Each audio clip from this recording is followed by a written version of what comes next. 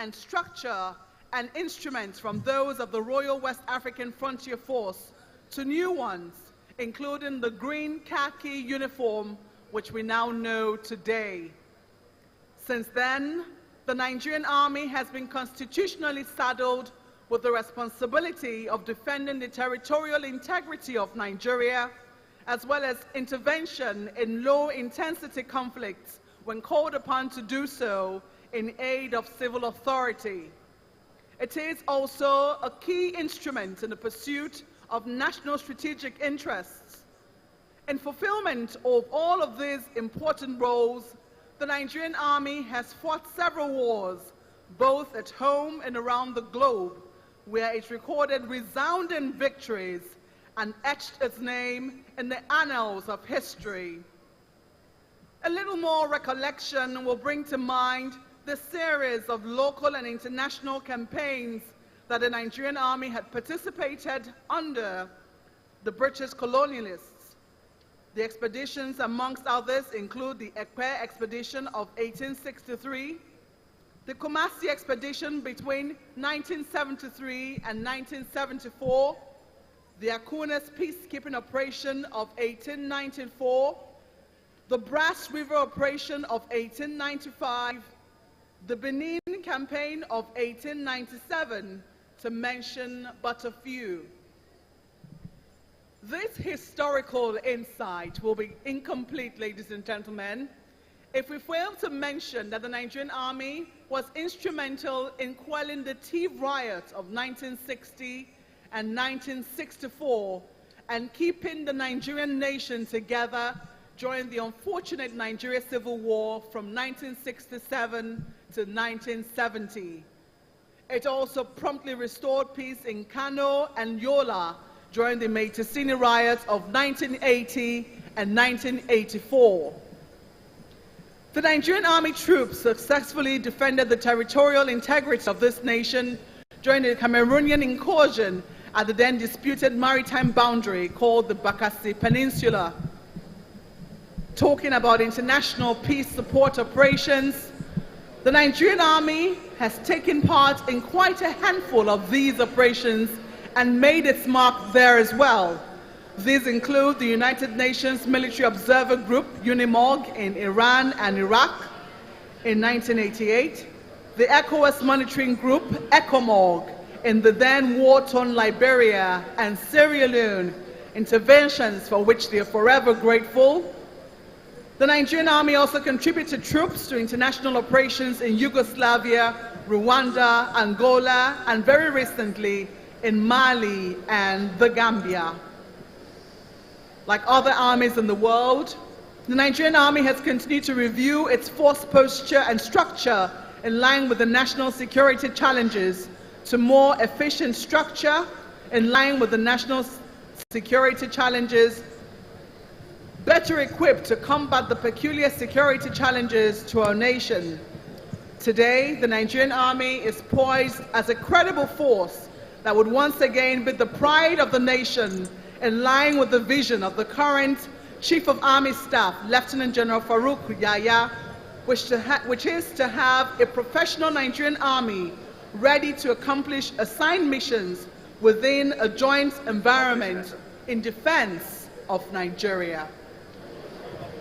Ladies and gentlemen, that's a brief history of this illustrious and dynamic organization, the Nigerian Army. It's over now to you, Brigadier General Wanchukwu. Thank you so much, Maokwe. Your Excellencies, distinguished invited guests, ladies and gentlemen, that was a brief history of the Nigerian Army. Thank you once again, Maokwe, for taking us down the annals of history to tell us about the Nigerian Army. Distinguished guests, ladies and gentlemen, may I crave your kind indulgence to very warmly, very heartily, and most respectfully welcome to our midst this morning His Excellency, former President of the Federal Republic of Nigeria, Dr. Goodluck Ebele Jonathan. Welcome, Your Excellency. I also like to welcome to our midst this morning Honorable Minister of Women Affairs, Dr. Pauline Talen. May I also recognize the presence of the National Security Advisor, Major General Babagana Mongono, retired. It's my honor to also welcome and recognize this morning Ogbeni Rauf Aregbeshola, Honorable Minister of Interior. Welcome, Honorable Minister. May I also recognize the number of our royal fathers who are here to grace this event this morning. May I recognize the presence of His Royal Majesty, Alhaji Dr. Adamu Baba Yunusa, Honor of Abaji, and Chairman, Council of Chiefs, Federal Capital Territory, Abuja, Chancellor, Federal University of Wukari, Taraba State, Pro-Chancellor, University of Technology, Abaji. Welcome, Your Royal Majesty.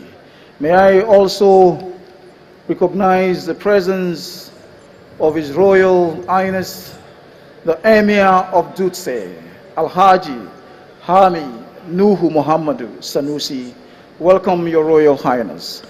Distinguished guests, ladies and gentlemen, moments from now, we expect that the special guest of honor and reviewing officer for this historic parade, His Excellency President Muhammadu Buhari, Grand Commander of the Federal Republic, will be joining us.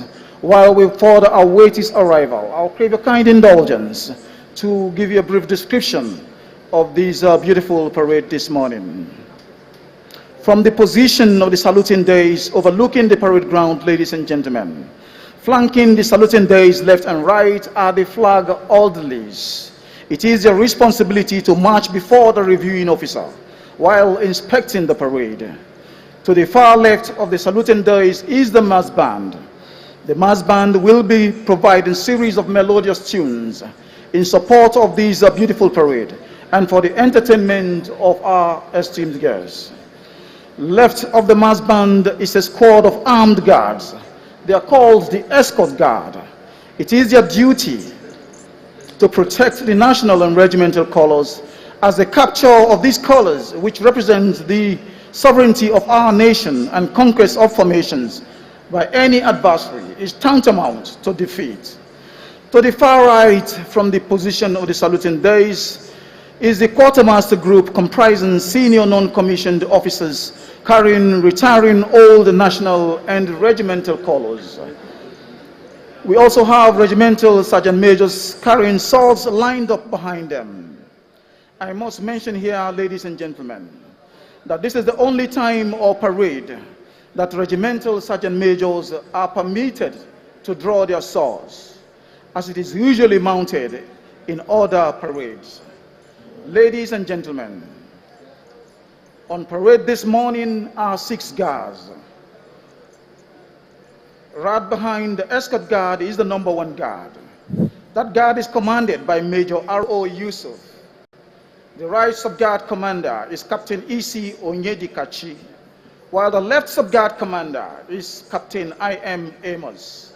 The conducting officer is Tados, Warrant Officer Tados Ridao, who is behind.